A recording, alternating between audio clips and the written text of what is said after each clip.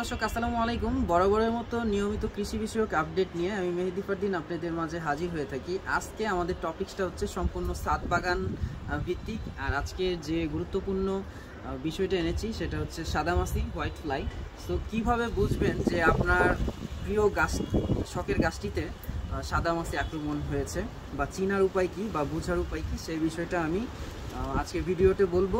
স্পেশালভাবে এর প্রতিকার কি হবে সেই বিষয়েও আমি বলে দিব। তো প্রথমে আমি আপনাদেরকে দেখাবো যে পেয়ারা গাছের শখের পেয়ারা গাছে দেখবেন এরকম সাদা আবরণ, অনেকটা তুলা আবরণের। এই যে দেখেন, এটা কিন্তু মাছি, সাদা মাছি। আমি একটা প্রথমে ঝাঁটার কাঠি নিয়েছি আপনাদেরকে দেখার সুবিধাতে, খুব সূক্ষ্ম। এটা সর্বপ্রথম পাতায় আক্রমণ করে, তারপরে পেয়ারার গুটি হলে পেয়ারার ফলনে যে আক্রমণ করে, এবং তার যে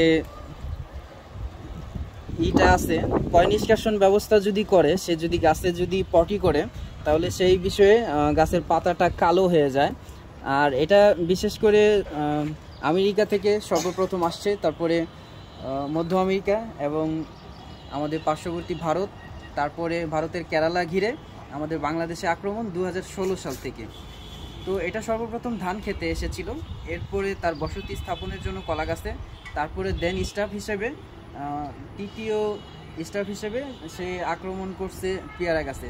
ছাদ বাগান হোক আর আপনার বাণিজ্যিক বাগান হোক, সব বাগানেই কম বেশি দেখবেন যে আপনার পেয়ারা গাছের পাতা হলুদ হয়ে যাচ্ছে। তো এমতো অবস্থায় সর্বপ্রথম আপনারা বাজারে যে আধুনিক কীটনাশক আছে, নিতেন পাইরাম প্লাস পাইমেট্রোজিন 80 WG অথবা অনেক কোম্পানির 70-75 থাকে, সেটা স্প্রে করবেন। এবং পাশাপাশি তার একদিন পরে থিওবিট স্প্রে করবেন 1 লিটার পানিতে 1 গ্রামে। আর নিতেন পাইরাম প্লাস পাইমেট্রোজিন যেটা কীটনাশক আমি বললাম, সেটা আপনার 1 লিটার পানিতে 1 গ্রাম হারে স্প্রে করবেন। এই দুইটা স্প্রে যদি পরপর করেন, এটা সেরে যাবে এবং পাতাটা আগের মতো সবুজ সতেজ হবে। তো দর্শক, এই ছিল আজকের পেয়ারা গাছের সাদামাছি বিষয়ে আপডেট।